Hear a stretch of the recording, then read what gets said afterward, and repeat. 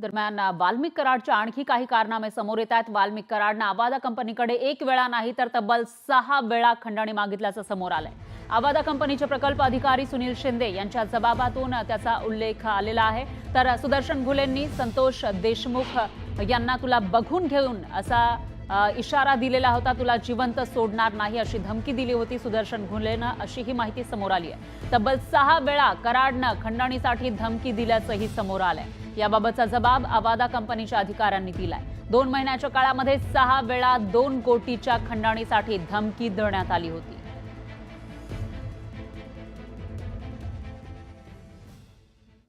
दरम्यान सरपंच संतोष देशमुख यांच्या हत्या प्रकरणानंतर आरोपांच्या फैरीमध्ये सापडलेले धनंजय मुंडे यांनी मंत्रिपदाचा राजीनामा दिला। पण याच मुद्द्यावरून आता विरोधकांनी सरकारला धारेवर धरलं। मुंडेंचा राजीनामा झाला, पण ते मंत्री आहेत की नाही तालिका अध्यक्ष आणि मुख्यमंत्र्यांनी सांगावं अशी मागणी नाना पटोले यांनी विधानसभेत केली। पण पटोलेंच्या मागणीवर थेट मुख्यमंत्र्यांनीही भाष्य केलं। धनंजय मुंडे हे मंत्रिमंडळाचे सदस्य नाहीत असं मुख्यमंत्र्यांनी स्पष्ट केलं। माननीय मुख्यमंत्र्यांनी या ठिकाणी धनंजय मुंडेंचा राजीनामा जो झालेला आहे मंत्री महोदयांचा, ते आज मंत्री आहेत की नाही आहेत ते सभागृहाला सांगावं एवढी आमची विनंती आहे। नाना भाऊ, आपण या संदर्भात पॉइंट ऑफ ऑर्डरच्या माध्यमातून जी माहिती सभागृहाकडे मागितलेली आहे या संदर्भातलं माझं रुलिंग मी देईन। आपल्या रुलिंगच्या पूर्वी नाना भाऊंच्या मनात काही शंका असेल तर सांगतो, ते आता मंत्रिमंडळाचे सदस्य नाहीत। तुम्ही विचारलं ते मी जे विचारले त्यांच्याबद्दल सांगतो, धनंजय मुंडे आता मंत्रिमंडळाचे सदस्य नाहीत। दरम्यान सतीश भोसले उर्फ खोक्यानं अटकपूर्व जामिनासाठी अर्ज केलाय। बीडच्या जिल्हा आणि सत्र न्यायालयामध्ये खोक्यानं जामिनासाठी अर्ज केलाय। ॲडव्होकेट शशिकांत सावंत यांच्या मार्फत त्यानं जामिनासाठी अर्ज केल्याची माहिती आहे। तर दाखल केलेल्या जामीन अर्जावर उद्या सुनावणी होणार आहे। ढाकणे कुटुंबाला मारहाण प्रकरणात त्यानं अटकपूर्व जामिनासाठी अर्ज केल्याची माहिती समोर येते।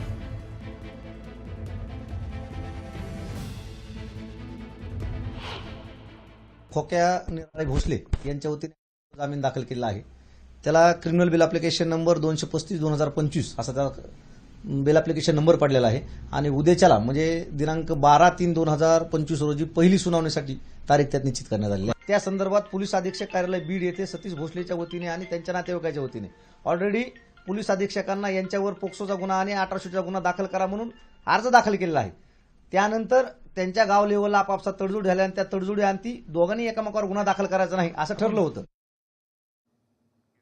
दरम्यान सतीश भोसले उर्फ खोक्याची गाडी पोलिसांनी जप्त केली आहे, पण सतीश भोसले पोलिसांना सापडण्यात अजूनही यश आलेलं नाही। पोलिसांच्या 2 पथकांकडून खोक्याचा शोध घेतला जातोय। दरम्यान बीडच्या शिरूर पोलीस ठाण्यामध्ये अमानुष मारहाण प्रकरणामध्ये खोक्याविरोधात 2 गुन्हे दाखल आहेत। त्यामुळे सतीश भोसले उर्फ खोक्याचा पोलिसांकडून कसून शोध सुरू आहे।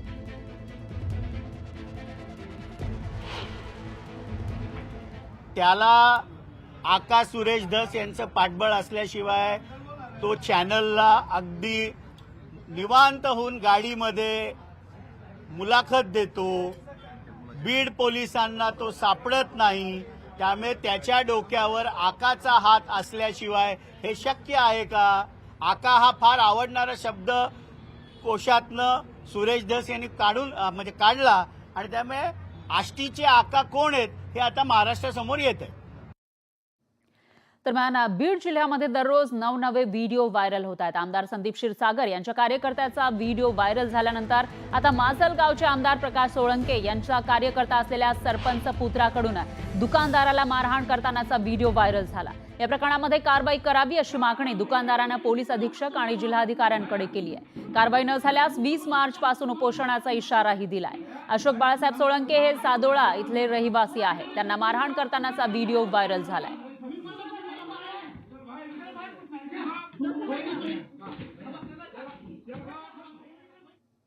पाहूयात पुढची बातमी। धार्मिक स्थळांवरील भोंग्यांबाबत विधानसभेत चर्चा झाली। यावेळी सरकारनं या संदर्भात कडक पावलं उचलणार असल्याचं स्पष्ट केलंय। रात्री 10 ते सकाळी 6 वाजेपर्यंत धार्मिक स्थळांवरील भोंगे बंद ठेवले पाहिजे असं मुख्यमंत्री फडणवीस यांनी विधानसभेत बोलताना सांगितलं। तर सरसकट भोंग्यांची परवानगी देण्यात येणार नाही। यासोबतच भोंग्यांच्या आवाज मर्यादेचं सर्वांना पालन करावं लागेल असंही त्यांनी स्पष्ट केलं। नियमांचं उल्लंघन केल्यास कडक कारवाई करणार असंही मुख्यमंत्री यावेळी म्हणाले। तर परवानगीची संपूर्ण जबाबदारी ही स्थानिक पोलिसांची असेल असंही त्यांनी सांगितलंय. त्यामुळे धार्मिक स्थळांवरील भोंग्यांच्या मुद्द्यावरून सरकारनं कठोर पावलं उचलल्याचं दिसतंय. अध्यक्ष महोदय, हे भोंगे तर आपण बंद करू, पण सकाळी 9च्या भोंग्याचं काय करायचं?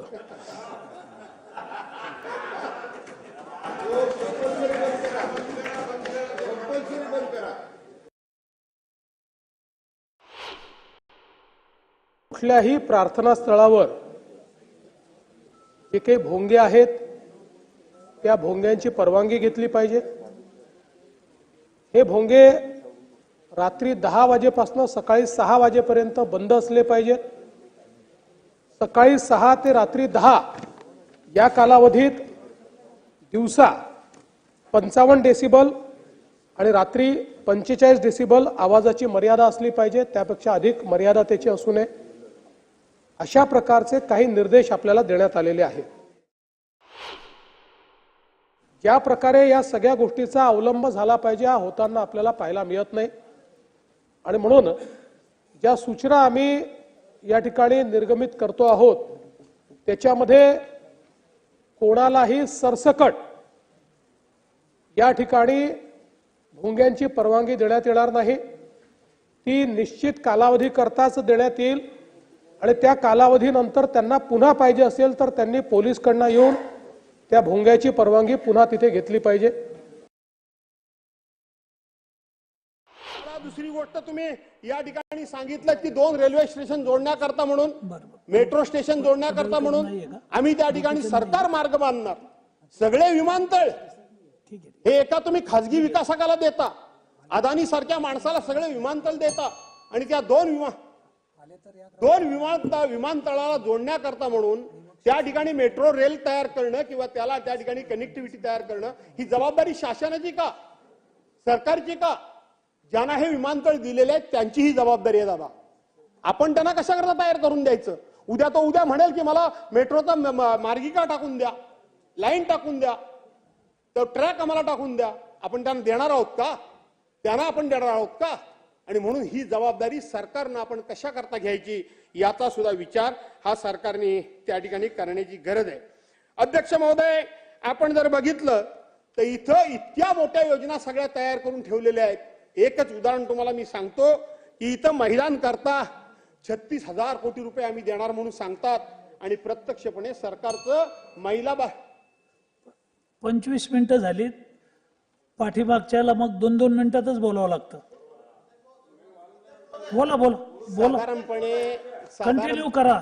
साधारणपणे हा पहिला इतिहास असा आहे की पहिला वक्ता असतो तो जवळजवळ 2-2 तास बोलतो. मी बोलणार नाही तेवढं, पण 2-2 तास बोलतो. तुमच्या पक्षाच्या मागच्या आमदारांना बोलायला वेळ मिळावा म्हणून बोला बोला. एकच मिनिट रोहितजी, आपण वेळेचं कुठे विभागणी केलीत? मग बोला. 25 मिनिटं झाले, 3 तास आहे का इथं? अध्यक्ष महोदय, वेळेची विभागणी आपण केलीच नाही. आज 3 तासाची चर्चा आहे. आणि दुसरी गोष्ट, एक चुकीची पद्धत पडली आहे. असे प्रस्ताव ज्या वेळेला येतात त्यावेळेला 50% वेळ वाटण्याची प्रथा आहे, पण आता तीही बंद पडली आहे. विरोधी पक्षाला काय इथं सभागृहात काही स्थान आहे की नाही आहे? बोला बोला ना, तुम्ही कंटिन्यू करा. ठीक आहे रे बाबांनो, तुम्ही ठरवाल तो नियम. भास्कररावजी बोला. तुम्ही ठरवाल तो नियम. म्हणून मागच्या वेळेला दादानी एक धाडस दाखवलं होतं, इथं बोटीला धक्का मारला, स्पिंडीच्या दादानी सांगितलं होतं की असे काही प्रसंग घडतात. माननीय भास्कररावजी, वेळ वाया जातो तुमचं, बोला. तो जावा म्हणूनच वाट बघताय तुम्ही. आणि अध्यक्ष महोदय, फक्त वेळ देत आहे का आणखी काय तुमच्यातलं देत आहे? आणि म्हणून महिला बाल विकास अध्यक्ष महोदय, महिला बाल विकास करता म्हणून इथं 36,000 कोटी रुपयाची आपण तरतूद केलेली आहे. पण प्रत्यक्षपणे म्हणजे ह्याला लाडक्या बहिणींकरता 36,000 कोटी रुपये आपण देणार म्हणून सांगितलं आणि आपण प्रत्यक्षपणे तरतूद किती आहे बजेटमध्ये? 31,907 कोटी रुपये. म्हणजे 31,907 कोटी रुपये महिला बाल कल्याण विकासाकरता संपूर्णपणे तरतूद आणि त्यातले 36,000 कोटी रुपये लाडक्या बहिणींना देणार. हे कसं काय गणित तुम्ही बसवणार ते तुम्हालाच माहिती.